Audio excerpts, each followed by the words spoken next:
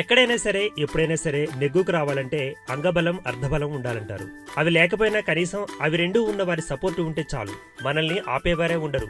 ఇది ఏ విషయంలోనైనా వర్తిస్తుంది. కళ్యాణ్ కృష్ణ దర్శకత్వంలో అక్కినేని నాగచైతన్య నటించిన రారెండో వేడుక చూద్దాం సినిమా విడుదలైంది. కింగ్ నాగార్జునకు సొగ్గాడే చిన్ననాయన లాంటి హిట్లతో తొలిసారిగా 50 కోట్ల క్లబ్లో చేర్చిన దర్శకుడు కావడం, టీజర్ ట్రైలర్ కి మంచి స్పందన రావడంతో ఈ సినిమా ఓ రేంజ్ లో ఉంటుంది అనుకుంటున్నారంతా. కానీ సీన్ రివర్స్ అయింది.